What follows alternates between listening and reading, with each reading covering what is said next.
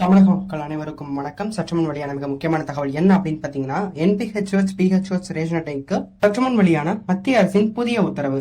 இந்த அறிவிப்பை தான் பார்க்க போறோம். இந்த அறிவிப்புகள் குறித்த முழுமையான தகவலை நம்ம வீடியோல பார்த்து தெரிஞ்சுக்கலாம். அதுக்கு முன்னாடி நம்ம சேனலை சப்ஸ்கிரைப் பண்ணாதவங்க சப்ஸ்கிரைப் பண்ணிச்சுக்கோங்க. வீடியோவை ஸ்கிப் பண்ணாம முழுமையா பாருங்க. ரேஷன் அட்டை வைத்திருக்கக்கூடிய குடும்பதாரர்கள் அனைவரும் பயன்பெறும் வகையில் ஒவ்வொரு நாளும் புது புது அறிவிப்புகள் வெளியாகி வரும் நிலையில் சற்றுமுன் வெளியாகியுள்ள தகவல். இந்த நிலையில் தமிழ்நாட்டில் மகளிர் உரிமை தொகை திட்டம் கடந்த ஆண்டு மார்ச் மாதம் அறிவிக்கப்பட்ட நிலையில் அதுவரை ஒரே குடும்பமாக இருந்த பலர் தனி ரேஷன் கார்டு விண்ணப்பிக்க தொடங்கியுள்ளனர். இதனால் விண்ணப்பங்கள் அதிகமாக குவிந்துள்ளது. மகளிர் உரிமை தொகை திட்டம் செயல்படுத்தப்பட்டு 7 மாதங்களாகியும் புதிய ரேஷன் அட்டைகள் வழங்கப்படாமல் இருந்து வந்தது. இந்த நிலையில் முதற்கட்டமாக 45,509 புதிய ரேஷன் அட்டைகள் வழங்கப்படுவதாக சமீபத்தில் தமிழக அரசு அறிவித்துள்ளது.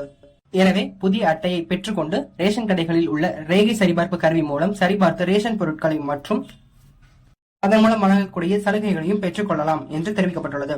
இது மட்டுமல்லாமல் மகளிர் உரிமை தொகை திட்டத்தில் பயனாளராகுவதற்கு இணைவதற்கான விண்ணப்பம் வழங்குவது குறித்து அறிவிப்பும் வெளியாகும் என்று தமிழக அரசு தற்போது அறிவிப்பை வெளியிட்டுள்ளது.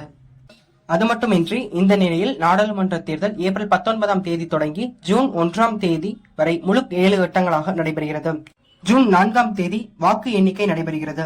தேர்தல் தேதி அறிவிக்கப்பட்டவுடன் தேர்தல் நடத்தை விதிகள் அமலுக்கு வந்துவிட்டன. தேர்தல் நடத்தை விதிகள் அமலுக்கு வந்துவிட்டதால் புதிய ரேஷன் அட்டைகள் விநியோகம் செய்யக்கூடாது என அதிகாரிகள் தெரிவித்துள்ளனர். இதனால் அது மட்டுமின்றி நடத்தை விதிகள் விலக்கிக் கொள்ளப்பட்ட பின்னர் மகளிர் உரிமை தொகை திட்டத்திற்கான புதிய பயனாளர்கள் இணைப்பு தொடர்பான அறிவிப்பு வெளியாகும் என்று கூறப்படுகிறது. எனவே தேர்தல் முடிந்த பின்பு மகளிர் உரிமை தொகைக்கு புதிய ரேஷன் அட்டை பெற்றவர்கள் மற்றும் இதுவரை விண்ணப்பிக்க தவறியவர்கள் விண்ணப்பித்து பயன்பெறலாம் என்று தெரிவிக்கப்பட்டுள்ளது.